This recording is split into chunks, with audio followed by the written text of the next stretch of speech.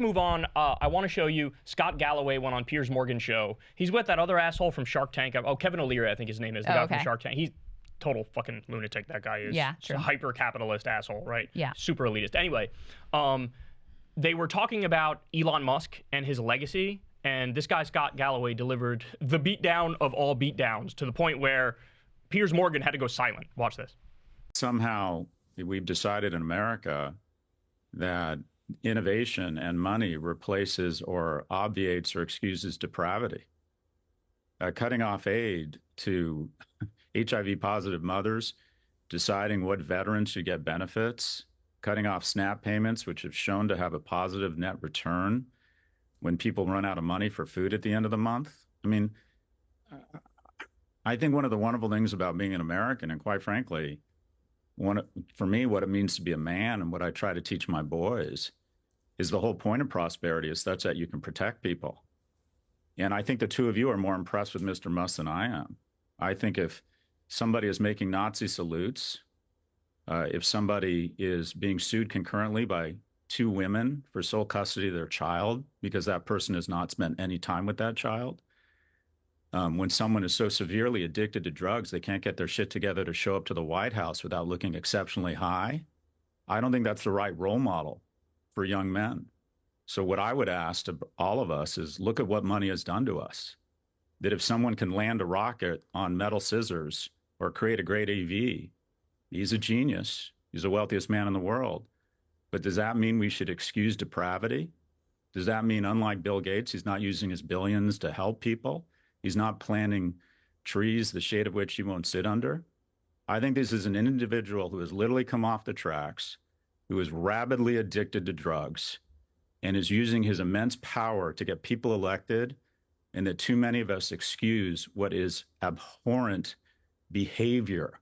I think his legacy is not going to be an EV or putting rockets into space. I think it's going to be unnecessary death, disease, and disability of the world's most vulnerable. That is not what it means to be an innovator. It's not what it means to be an American. It's not what it means to be a man. So I do have one area of disagreement with him. What? He said that he thinks Elon Musk is a genius. And that, I mean, that's almost unforgivable, if I'm being honest. Nobody on that panel represents my views, because I think he's a colossal idiot, and he's all the other things that that guy laid out. I think what's interesting about his pitch there is he's speaking in language that is fundamentally conservative. Like that's true, yeah. You know, this appeal to like moral values, like character. Don't you care that he's a complete and utter degenerate who is so addicted to drugs he can't even show up at the White House without like visibly tweaking out while he's up there with his black eye and whatever, who has all of these, you know, baby mamas who he's not spending any time with any of the children save for one, who, by the way, his mom is very upset about like the way that he is quote unquote taking care of that child. That's little X.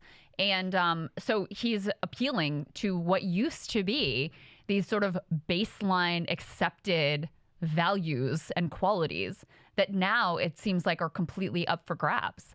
Like the fact that you are degenerate, that you're shameless, that you're a liar, that you're a propagandist, that you know, will throw all of any sort of like relative morality to the side. Like all those things are considered positive in many realms in society, in right-wing society in particular.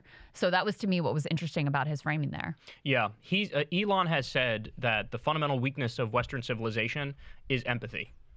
And that is literal psychopath, sociopath, serial killer type talk there. Yeah. I mean, that is immensely disturbing. You're saying don't give a shit about anybody or anything. You should only be caring about yourself. He leads by example. He absolutely leads by example. Yeah. And to their point, like, I really don't think people have truly reckoned with it yet, the amount of damage that this man has done.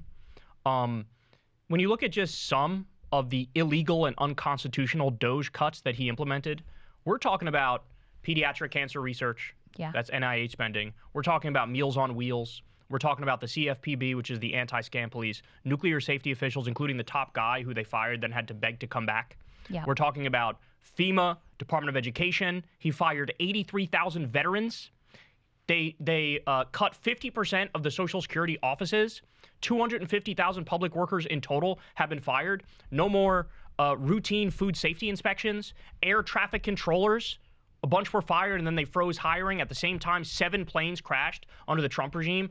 Never mind the U.S. aid cuts, where 300,000 people have already died because they cut off the medicine for malaria and HIV and AIDS. And in the long run, it's going to be millions of people who die as a direct result of what he did. People truly haven't reckoned yet with the death and destruction that this man has brought to the world. The New York Times had that article the other day, and it's getting us closer to being there where everybody acknowledges it. But we're still not there yet, man. And he will go down as a disgusting, grotesque, horrid human being. And we cannot get there soon enough where everybody really comes to terms with this and realizes, in the same way that the right unfairly goes after trans people and immigrants, that's how you should correctly go after the billionaire robber baron assholes like Elon Musk, who are ruining this country on purpose. A guy who's crusading for government cuts. At the same time, he takes $8 million a day in subsidies, a total of $38 billion. That's unacceptable. That's unacceptable.